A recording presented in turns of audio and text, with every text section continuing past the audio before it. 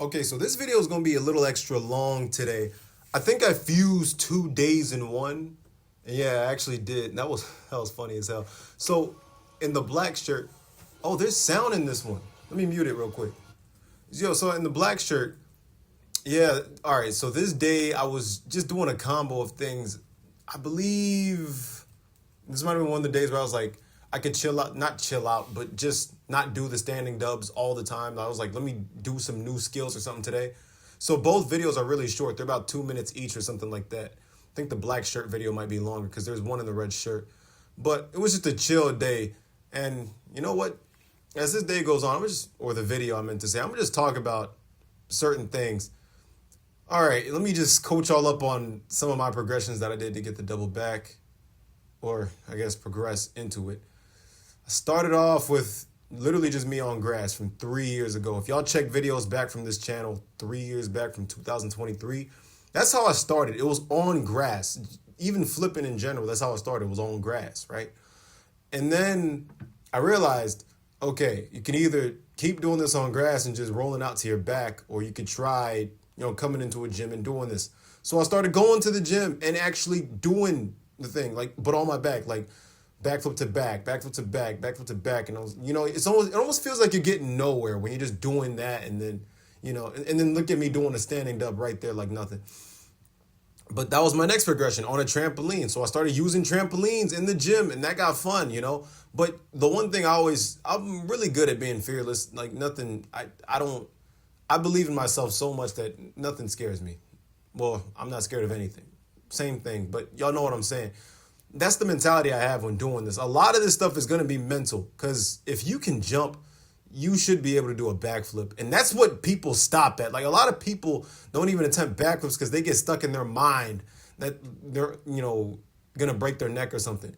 That's the last thing you should worry about on a backflip. Really, the things that I hurt the most doing backflips are probably ankles because like you did the landing be weird and stuff like that.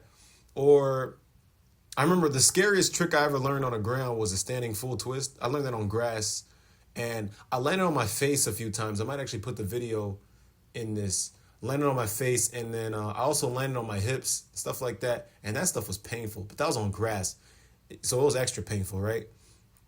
But yeah, trampoline. And then I switched over to the panel mat for the next progression, stuff like that. And for a while, like in these videos, y'all see, for a while, for these next few videos, it's going to feel like, damn, it doesn't really feel like you're progressing. Where's the progression? Because I always wanted to progress into, one thing after the next. Maybe do a back handspring into a double back, stuff like that. But that I always told y'all, like the back handspring into a double back doesn't feel right. I don't want to use that extra momentum and then do it. I just want to do it from a standing position because you want to train the thing as it is. Right. So that was my whole mentality on it. So I cut that out from the progressions that I had going on. And it's been working out fine because, y'all, I got it almost down pat. I got it almost down totally. And that video is going to be coming in the next few weeks. There's a few short videos already on the channel. Y'all can check that out. Y'all be able to see that easily. It's going to be called Standing Double Backflip Almost.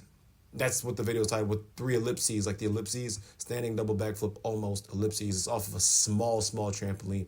And it looks better than the ones I was doing off the blocks, which is weird. The lower I go in terms of progression, the better I get at it. That doesn't make no sense, right? But even with the standing double backflips, yeah, I landed on my head and neck a few times, but that doesn't scare me none. I just think to myself, I'm blessed and I'm gonna be able to recover from anything. So, yeah. None of that scares me. But I mean, if that scares you, that's you, bro. Just get over it. Like, I can walk off anything pretty much. Yeah. Well, anything.